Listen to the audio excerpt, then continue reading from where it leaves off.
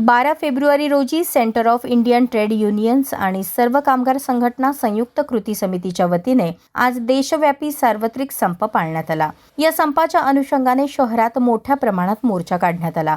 ज्येष्ठ नेते आणि माजी आमदार कॉम्रेड नरसय्या आडम मास्टर तसेच C2चे महासचिव कॉम्रेड M.H. शेख यांच्या नेतृत्वाखाली हा मोर्चा आयोजित करण्यात आला होता। सकाळी 11 वाजता दत्तनगर लालबावटा कार्यालयापासून सुरू झालेला हा मोर्चा दत्त चौक, पद्माशाली चौक, जिंदाशहा मतदार चौक, किडवाई चौक मार्गे पूनम गेट येथून जिल्हा परिषद येथे पोहोचला।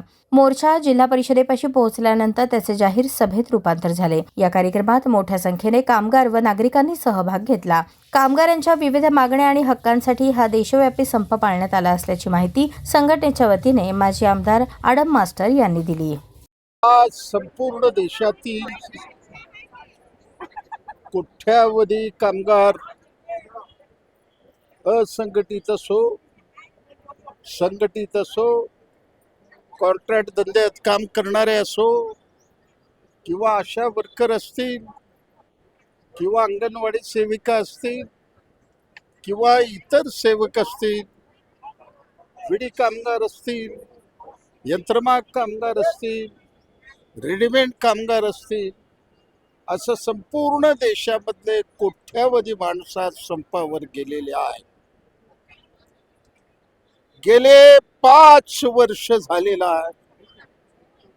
देशाचे पंतप्रधान मोदी साहेबांना आम्ही सतत विनवणी करत आहे, जे 29 कामगार कायद्याचं रूपांतर 4 कामगार कायद्यामध्ये करून या देशातल्या 50 कोटी संघटित असंघटित कर्मचाऱ्यांना तुम्ही गुलामीमध्ये लोटण्याचा प्रयत्न केलेला आहे। त्यांचे सर्व अधिकार काढून घेण्याचा प्रयत्न केलेला आहे।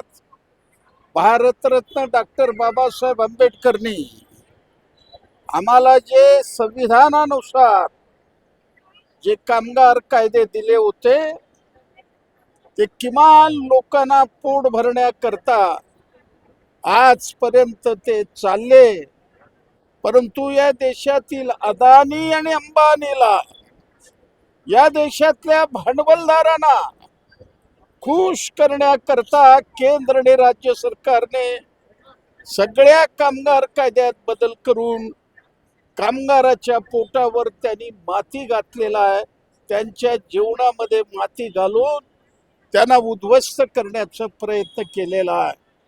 म्हणून आज संपूर्ण देशातील कामगार खवळलेला आहे। इतकंच नाही, परवा अमेरिकेबरोबर व्यापार करार केला। हे अंतरिम आहे, मार्च मध्ये फायनल होणार आहे। अमेरिकेमध्ये एका शेतकऱ्याला 60 लाख रुपये सबसिडी मिळते आणि आमच्या भारतामध्ये फक्त 6,000 रुपये पंतप्रधान निधी म्हणून मला मिळतं। तर त्यांच्या मालाला इथं 0 आणि आमच्या मालावर 18%। त्यामुळं या देशातला शेतकरी कधी नव्हे इतका भरडला जाणार आहे शेतकरी। म्हणून आज देशातला शेतकरी, कामगार, कर्मचारी हे सगळे लढ्याच्या मैदानामध्ये उतरलेले आहेत आणि जोपर्यंत हे कायदे परत घेणार नाही तोपर्यंत हा लढा चालणार आहे। भविष्य काळामध्ये याला आक्रमक स्वरूप दिल्याशिवाय राहणार नाही। आज देशव्यापी संप झाला, भविष्य काळामध्ये आम्हाला भारत बंद करावं लागेल, अशा पद्धतीची परिस्थिती मोदी सरकार आणि राज्य सरकारने या देशामध्ये निर्माण केलेला आहे। म्हणून आज लाखो लोक रस्त्यावर उतरलेले आहेत।